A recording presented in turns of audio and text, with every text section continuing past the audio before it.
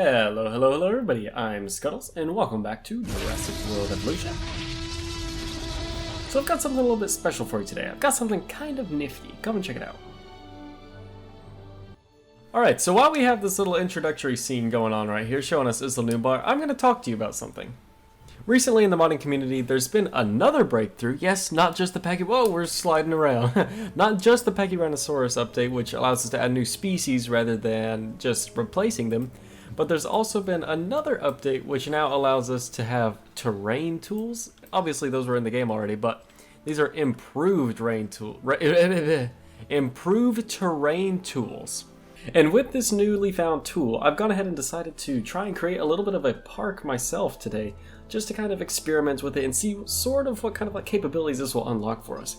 And one sort of environment that I never thought I'd see in Jurassic World Evolution would be a Grand Canyon sort of look. Doesn't necessarily have to be a Grand Canyon, but just some sort of canyon-y sort of scene. So I've done my best today to try and do a bit of a time-lapse of that.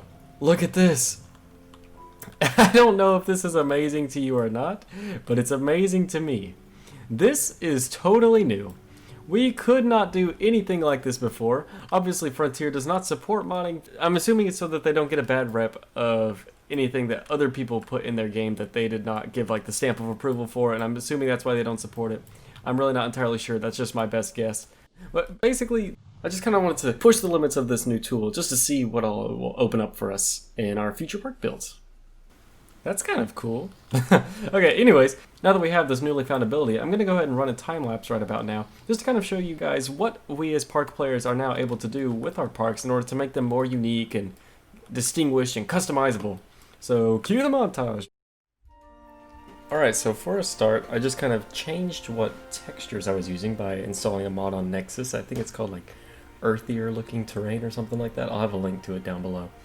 And then I just kind of started carving, so you can see these different canyons that I'm kind of starting to hollow out here just to lower the valley a bit, give us some depth.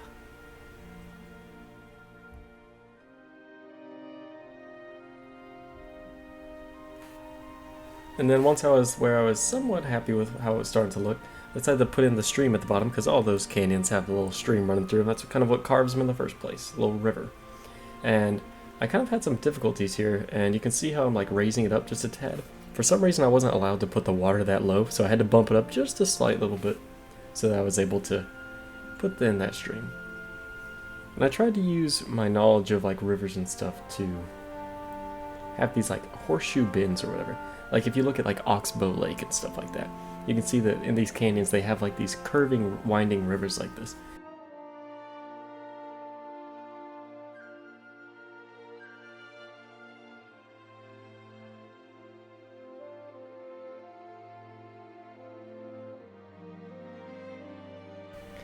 Then I started to lay a whole texture across it. I started with the rock, but then I realized that adding the light on top of the dark didn't look as good as adding the dark on top of the light. So I canceled that, put all sand, and then started to detail it with the rock texture on top of that.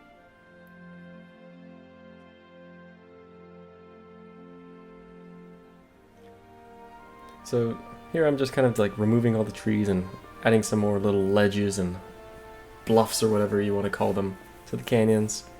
And I removed all the water as well, just so it looked more dry and desert-like, except for one little puddle up top that I kind of liked, so I decided to keep it there, and I decided to turn it into a little bit of an oasis later on.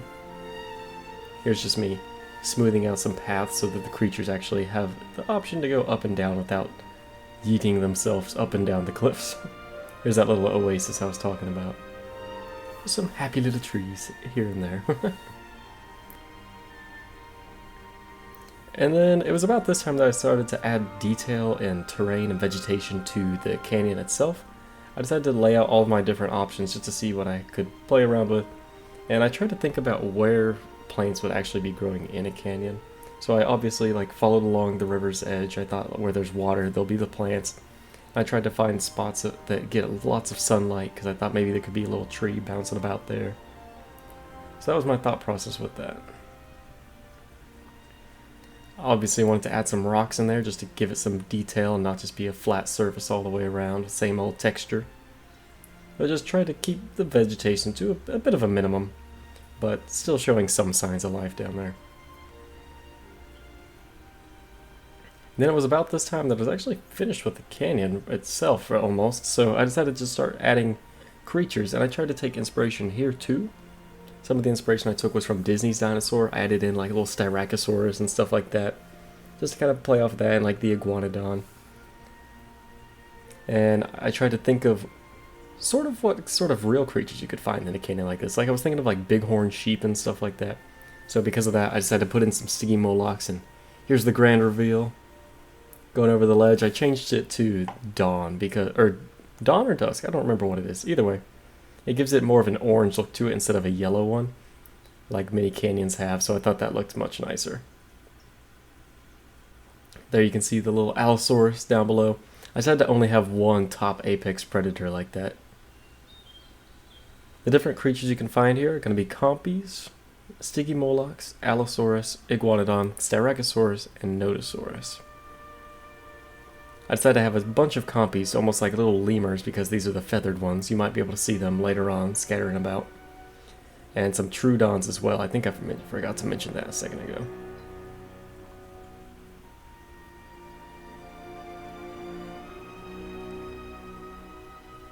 So yeah, the rest of this footage is pretty much just sort of like B-roll of just how it all ended up looking, but I was actually pretty happy the way it turned out. And I felt like it was pretty exciting to see sort of what other opportunities we could unlock by using these new terrain tools and whatnot. There's the Nodosaurs I was telling you about, climbing up a little ledge. And the Iguanodon, it was one of my favorites. I really liked the looks of the Iguanodon and the Styracosaurus. Allosaurus is also obviously really cool.